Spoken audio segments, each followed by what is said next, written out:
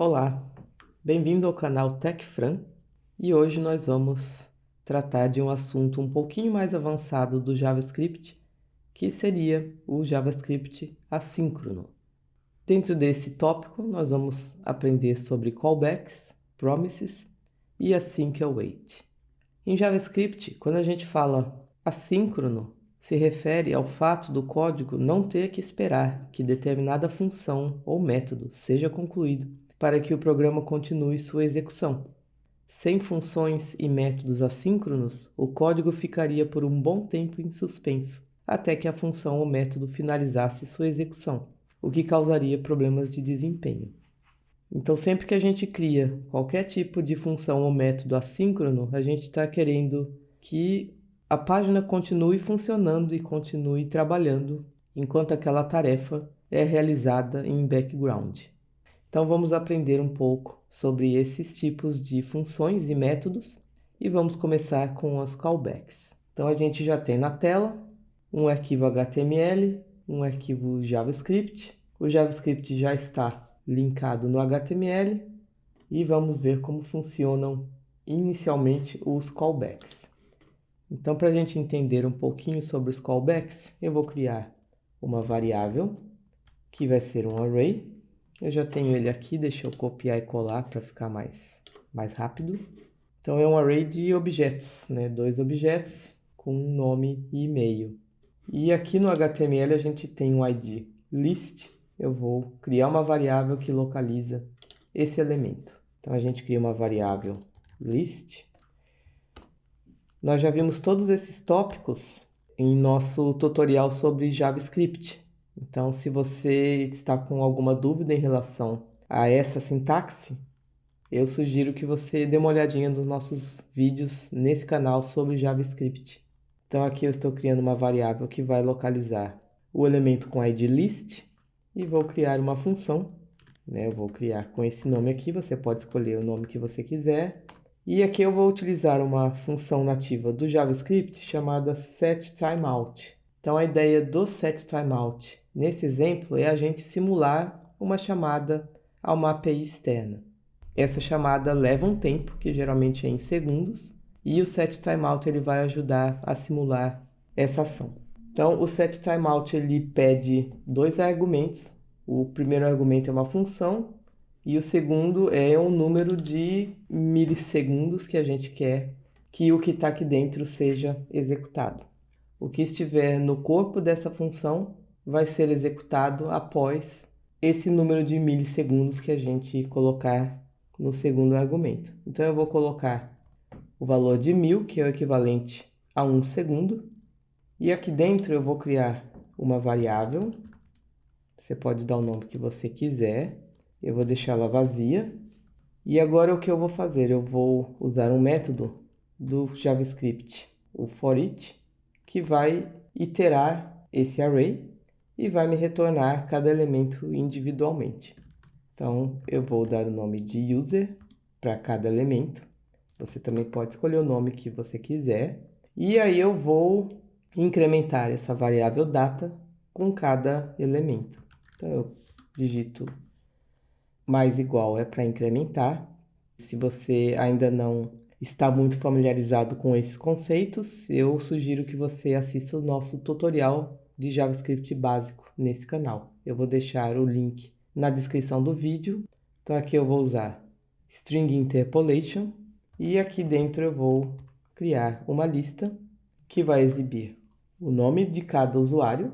Essa variável user, ela está simbolizando cada item da minha lista. Então, user.name é essa chave. E aí eu ponho também o user.email. O que vai acontecer? Na minha tela tem que ser exibida uma lista com cada nome e com cada e-mail. Deixa eu só aumentar aqui um pouquinho.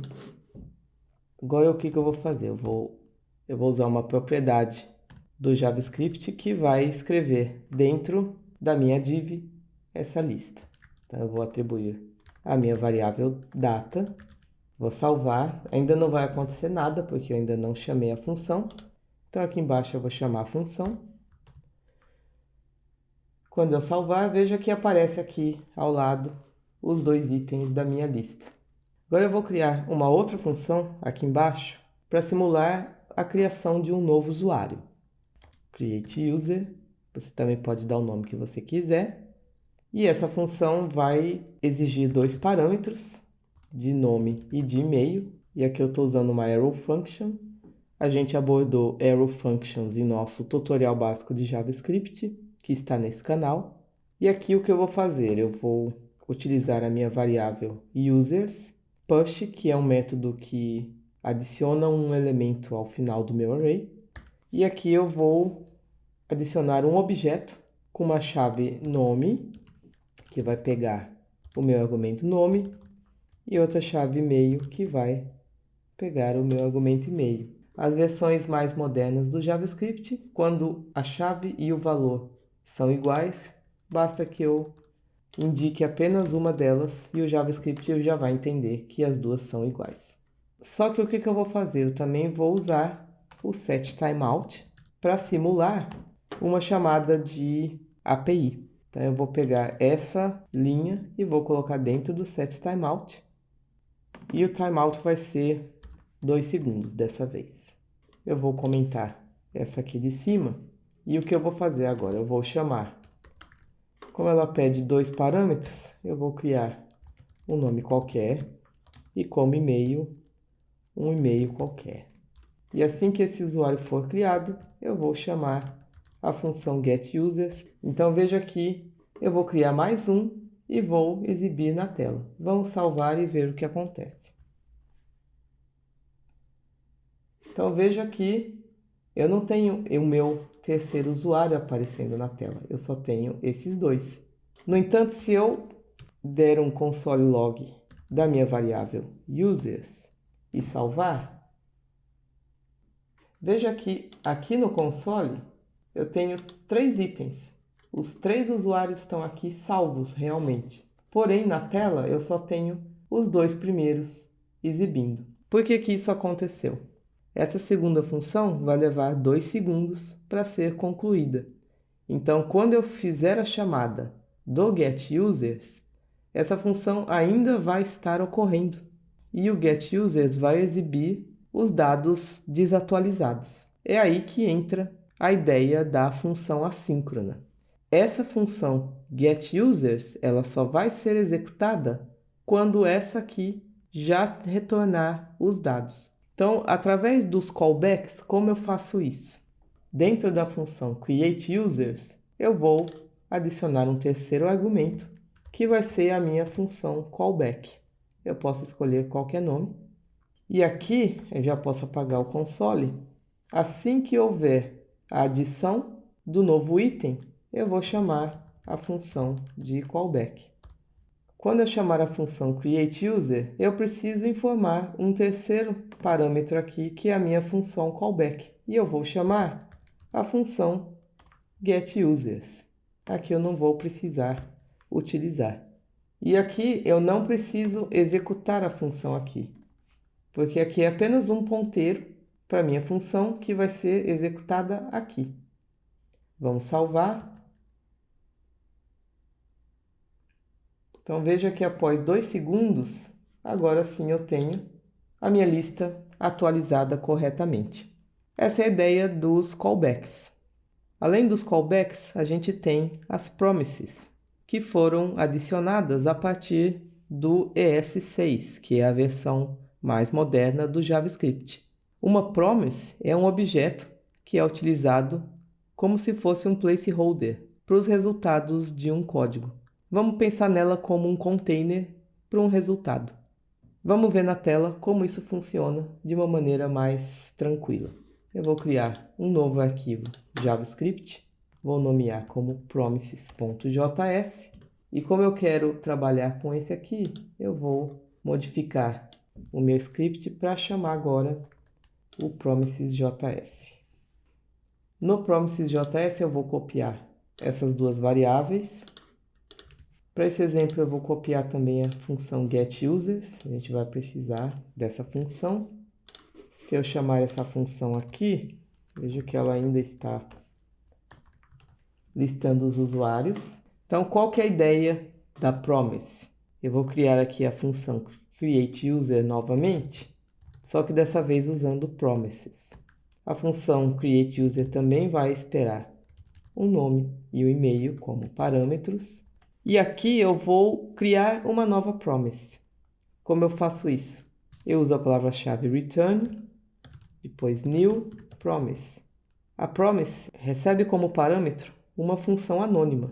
Então, ao criar uma promise, a gente tem que passar dentro da função anônima 2 parâmetros, que a gente costuma chamar convencionalmente de resolve e reject. Isso é convenção, você pode nomear também da maneira que você achar melhor. O resolve é uma função que vai ser executada em caso de sucesso. E a reject também é uma função que vai ser executada em caso de erro, em caso de alguma falha. Então, dentro da promise, eu vou usar a função setTimeout, como eu já estava usando antes, que vai ser bem parecida com o que a gente usou nas callbacks. Eu vou usar 2 segundos como tempo de espera. Eu vou também utilizar o método push, que vai adicionar um novo objeto com nome e e-mail. Eu vou criar uma outra variável de erro. Eu vou usar esse erro para que a gente possa ver como funciona cada uma dessas. Eu vou colocar o erro como um booleano falso. E aqui embaixo eu vou verificar se o erro for falso, eu vou chamar essa função resolve. Caso contrário, eu vou chamar o reject. Então, se a minha variável erro for falso, o que vai executar é a linha 24. Se a variável erro for true, o que vai executar é a linha 26, após os 2 segundos. Eu tenho que chamar o createUser. Eu vou criar também um novo usuário com um nome e com um e-mail de teste. Então agora, para a gente acessar esses valores todos da minha promise, eu tenho que utilizar um método chamado then, que eu vou concatenar com o createUser. Então eu uso esse método then. O que esse método then faz? Ele vai executar o que eu quero em caso de sucesso. Eu quero que execute ou uma função anônima ou uma função que eu tenha no meu código. Aqui eu não quero que execute a função anônima, então aqui eu vou chamar o getUsers. Então, o then é um método que vai ser executado em caso de sucesso. Esse resolve vai ser essa função aqui. Veja que eu não chamo ela aqui, porque ela já está sendo chamada aqui. Eu posso também encadear com um método utilizado no caso da falha, que é o catch. Nesse caso, eu vou querer utilizar uma função anônima que vai retornar um erro, é uma arrow function, e aqui só pedir para imprimir na tela. No método reject, eu posso informar como parâmetro uma mensagem de erro que vai ser exibida se essa função for executada. Eu vou criar uma mensagem aqui, só de teste. Quando eu salvar, veja que após 2 segundos, eu tenho os meus 3 itens aqui listados corretamente. A gente pode formatar esse código e pode colocar o ponto then numa linha e o ponto catch em outra, para que fique mais fácil de ler e de entender. Eu vou salvar. Então veja que essa lista foi exibida corretamente, porque como não houve um erro, como a minha variável de erro que eu usei aqui como exemplo de verificação, como ela é falsa, essa função é executada. Agora, se eu modificar a minha variável de erro e deixar como true e salvar, veja que o que vai ser executado vai ser essa linha 26, reject. Então, a minha lista não vai ser populada na tela e apenas vai aparecer um erro no console. Essa é a ideia da utilização de promises. Uma outra maneira mais moderna de trabalhar com um código assíncrono é o async await. O async await, ele é uma promise, só que é uma promise escrita de uma maneira um pouco mais limpa, sem que a gente precise ficar encadeando métodos then ou métodos catch. Vamos ver como ela funciona. Eu vou criar um novo arquivo, asyncjs, e no HTML eu modifico aqui para chamar. E novamente eu vou copiar essa parte do código para utilizar aqui. Então veja que quando eu chamar a função getUsers, após um segundo, eu vou ter a lista aparecendo na tela. Qual é a ideia do async_await? Eu novamente vou comentar a chamada do método, vou criar uma nova função que vai também necessitar de 2 parâmetros, nome e e-mail, como a gente já vem fazendo. Eu vou chamar o setTimeout, uma função anônima, da mesma forma, utilizando o método push, que vai ter como parâmetro um nome e um e-mail, e que vai ser executada depois de 2 segundos. Para o async_await, eu não preciso fazer como eu fiz aqui. Então aqui eu preciso apenas indicar com a palavra-chave async que essa é uma função assíncrona, só que a função que eu quero executar dentro da minha arrow function, que é a setTimeout, eu preciso indicar com uma outra palavra-chave, await. Então toda função async, ela vai esperar o await. Caso contrário, ela não vai ser executada. Então o setTimeout, ele vai ser executado de forma assíncrona. E eu já vou chamar o getUsers aqui dentro. Então, qual que é a ideia? Todo esse trecho vai ser executado dentro de 2 segundos. Então, se eu chamar a função createUser e indicar um usuário qualquer e um e-mail qualquer, veja que ao salvar aqui, após 2 segundos, eu vou ter os 3 usuários criados. Tanto a adição do novo usuário quanto a chamada do getUsers vai ser executada de uma vez só dentro do timeout. Então, essa sintaxe necessitou de mais linhas de código para executar a mesma coisa que essa aqui. São promises do mesmo jeito, mas apenas escritas de forma diferente. Então, não é errado usar promises, também não é errado usar os callbacks. Atualmente tem sido mais utilizada a sintaxe do async_await, somente pelo fato de ser uma escrita mais concisa, mais limpa e que vai ter o mesmo resultado. Não existe maneira certa ou errada, é apenas preferência de quem estiver desenvolvendo. Então é isso, pessoal. Essa foi a nossa aula.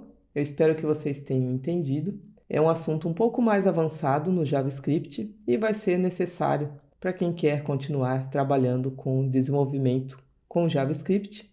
É um tópico bem importante de ser estudado, de ser entendido. Qualquer dúvida, basta escrever nos comentários. Se você gostou desse canal e desse conteúdo e quiser se inscrever, eu agradeço muito, você vai ajudar o nosso canal. E até a próxima!